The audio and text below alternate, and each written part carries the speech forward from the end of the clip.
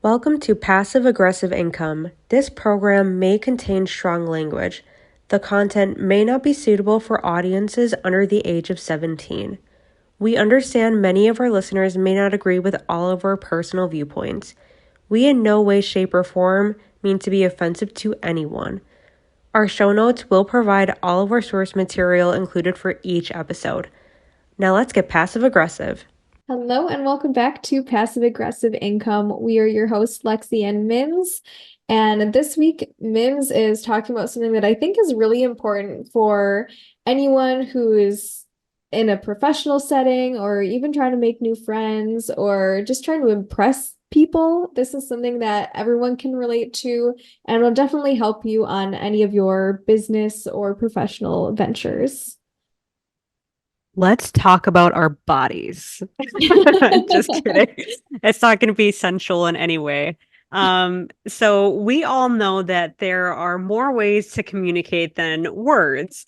I can communicate with my eyes very well, and I've been told that I should shut my eyes up because I have almost gone into fights because of my eyes. So I definitely know that for a fact. Oh my Um, God. My husband says that to me all the time, like the looks that I give him with my eyes. Oh, yeah. So you can say a lot by your body language, your facial expressions, your tone of voice, and body positioning. So on this episode, we're going to go over mastering your own nonverbal cues. And when it comes to any setting that you are trying to win someone over, or maybe even pitch something. So this is important for any setting, but especially important when you are intending on pushing your passive income stream to the next level. So why is body language important? Whether it is a business meeting, an interview, a new client proposal, closing a deal, or even just a professional social event, it is always important that you are presenting yourself confidently in every way possible. How you carry yourself says a lot more than you realize.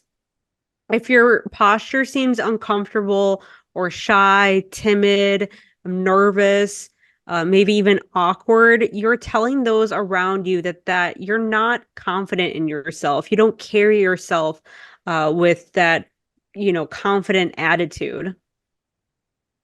Body language you should avoid. Let's talk about it. So, caving in your shoulders, I'm going to be really ugly right now. So, if you're giving off this, it just seems like you're very insecure. You're trying to like hide yourself in like a Mhm. shell. Slouching, this also gives off the sense of insecurity, but some people also take it as laziness. Crossing your arms over your chest seems like you're closed off and unreceptive. If you're a woman, sitting with your legs like wide open, especially when you're wearing like a dress or a skirt, seems unprofessional. So always do that like leg over or like that crossing your ankles at the bottom. It just looks more like polished. Right. Yeah, it's funny that you brought this up because not specifically the like legs wide open thing, Yeah. but just body language in general, like the slouching. I was talking to my friend the other day and she's like, "Yeah, I went into this coffee shop and I saw this man with the most immaculate posture. Oh, Like he was sitting straight up, he was getting his work done, and if he didn't have like headphones in, I wanted to tell him like you just look like someone who has your shit together." And exactly. that's like the power of body language. Absolutely. And it just makes you want to like set up straighter and Hmm. present yourself like that person too. So if you're giving that off to even just random strangers, it says a lot about you. Yeah, and could open the door to opportunities because people look at you in favor that way. Yeah, that man could have gone a date for all he Yeah. knew. All right, so let's talk about owning the room. Here are some things you should practice if you want to own the room. Walk as if you have like a string tied to the crown of your head, holding you up as straight as possible. So, kind of like you're one of those like puppets. So, like just Mhm. the strings attached to your body at the top, and you just walk like Lexi was saying, just like very like have everything lifted up. Mhm. Keep as much eye contact as you can without being creepy, though. So if you're just constantly just like looking at them and just like not even blinking and just having like a blank stare on like your face, that's not going to come off like you're actually like active listening. It's just going to Right. come off like really unnerving. So make sure you check like yourself. Yeah, but do make eye contact because if you're always looking away or like looking above their head or like down below, like it's gonna make the other person uncomfortable and feel like Mhm. whatever you are looking at is not as important as them. I struggle with maybe making too much eye contact. Like I want to be one of those people that's like I have nothing to hide. Like I'm going to look at Mhm. you right in the eyes. And then like the other person also feels that way. So like they never like we never break and I'm like please just give me a break right now. So it's getting a bit intense. Yeah, exactly.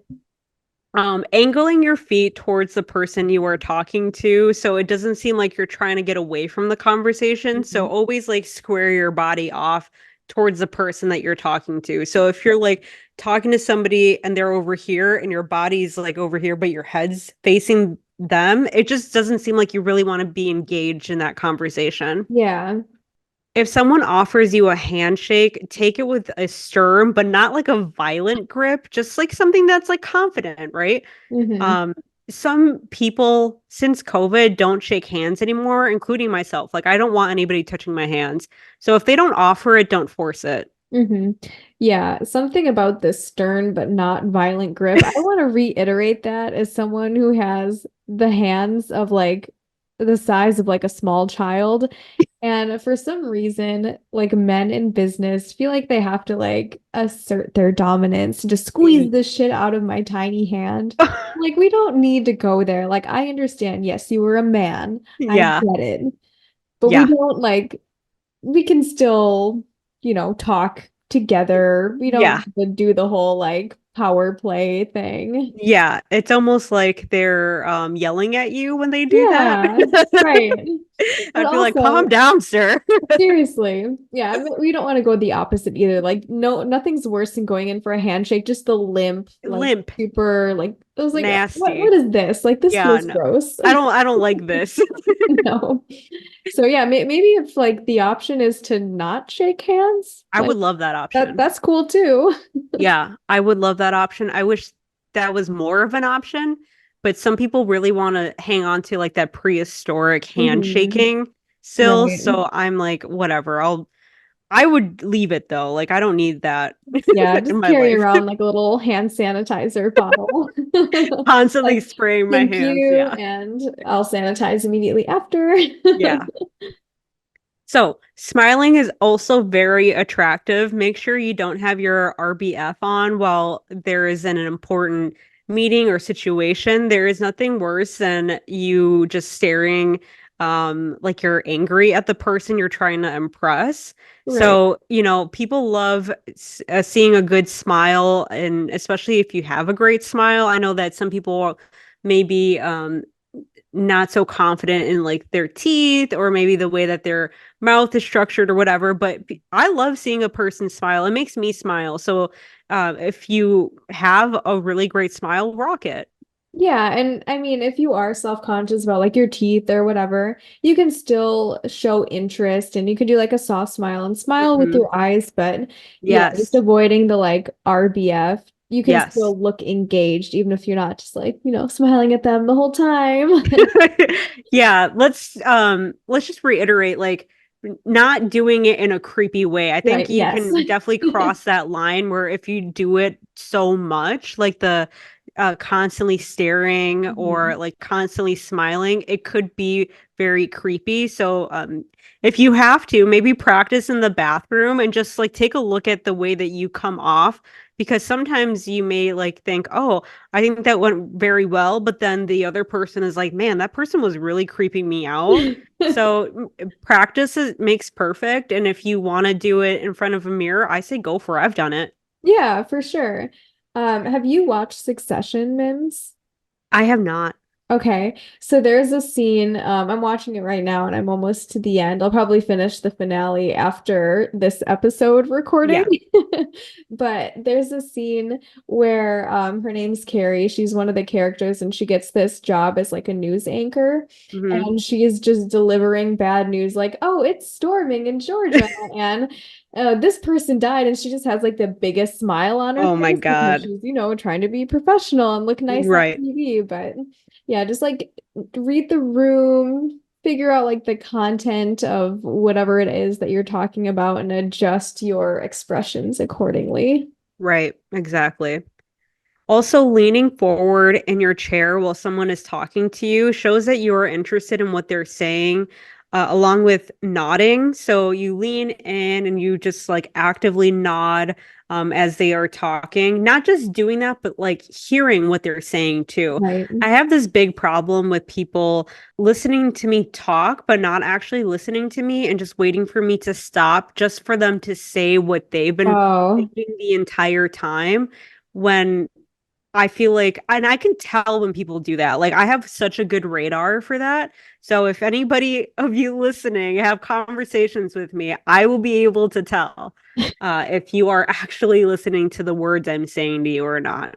yeah, right. I hate that. It's Me such a too. big thing with communication where it's like you need to actually take into consideration what the other person is saying. A conversation is a two-way street where there's back and forth, but that also requires letting other people talk and then thinking about how to respond and not just bulldozing over whatever they're trying to say. Right. And, when somebody responds to you as soon as you finish your sentence, that only makes it more clear that they weren't listening to you because they were so prepared on responding Mhm. to you. Your brain doesn't work that fast, like Right. you have to think about what they said and then respond. But if you're replying right at the point of their sentence, then you weren't listening at all. Yeah, red flags. Red flag. Next up is nonverbal cues like facial expression. So when you furrow your eyebrows, first of all, wrinkles. So let's not do the 11s. And it also is just kind of like you are upset. You aren't, agreeing with what they're saying. So let's just avoid that in general. Keeping it young and also keeping it not confrontational. Right. Frowning in general, not a good look, especially when you are in a professional setting. Eye rolling, that's a big no-no. So don't do that shit at all. Bring that to your car when you're on your way out and just do it in your own privacy, but not in front of other people. Unless it's like a joke. Yeah, I'll Right. roll my eyes a lot as like a joke, but Yes. definitely not when I'm actually upset with people because like that is super triggering. Oh, yeah. Yeah. Other things to be mindful of. So appearance and first impressions are important. It's just the way it is. Like I know people think, "Oh, you shouldn't be shallow. It doesn't matter how people look and blah blah blah." To a certain extent, that's very true. But if you want other people to respect you, holding yourself upright and carrying yourself confidently, you have to be mindful of other important things too. Whenever I meet someone, especially if it's in a business capacity, I take a few things in account. Making sure you smell good is always a plus. Even if I don't smell you at all, that's a plus. Yes. If someone approaches me and all I smell is like urine or alcohol or anything strong and nasty, I'm immediately put off. So deodorant, perfume, cologne go a long way. Mhm. Like I said, like if I don't smell anything on you, that's perfectly fine too. Maybe you don't like spraying yourself with a whole bunch of stuff. That's fine, but I don't want to smell nastiness like radiating off of you. You know Right. what I mean? Yeah, just like personal hygiene, brush your teeth, Mhm. shower. It's Right. yeah, it really can make a difference in how people perceive you. Absolutely.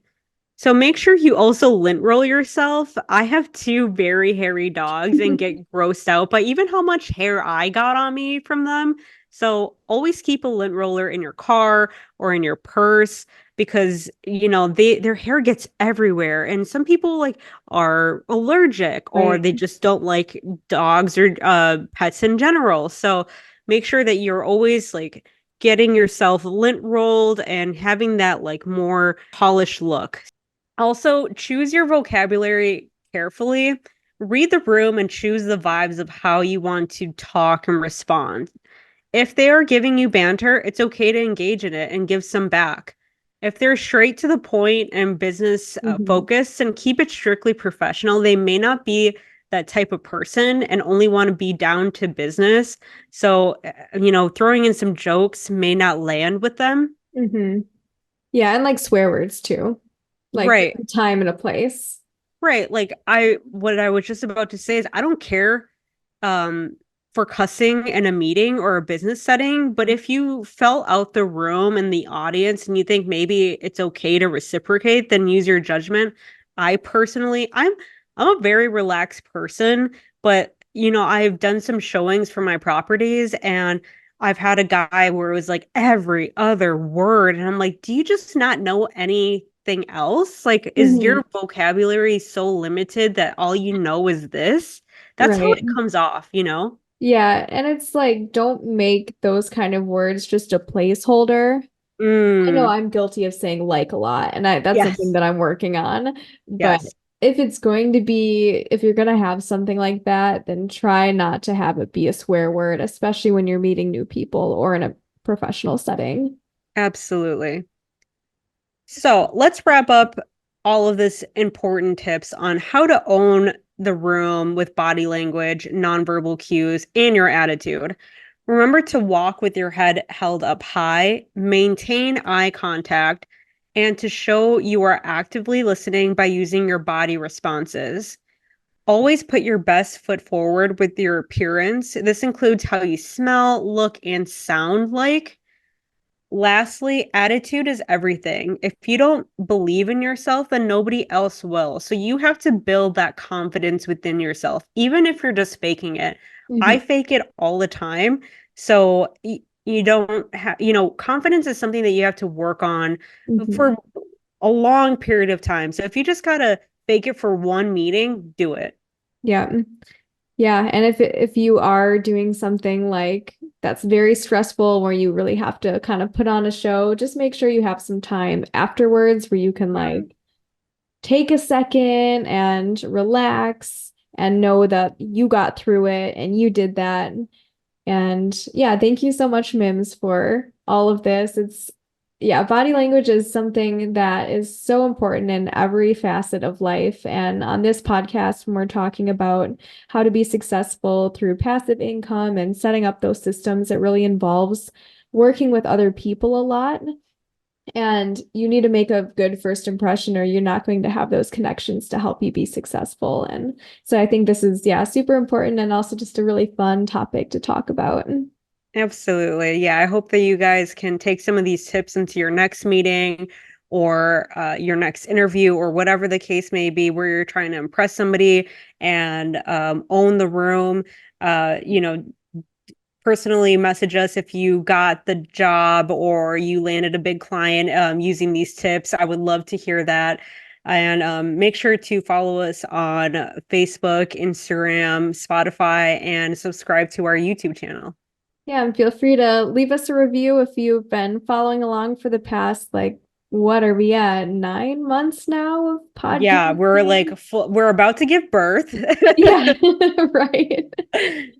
Yeah, so thank you guys so much for listening, and we'll see you next week. And bye. Bye.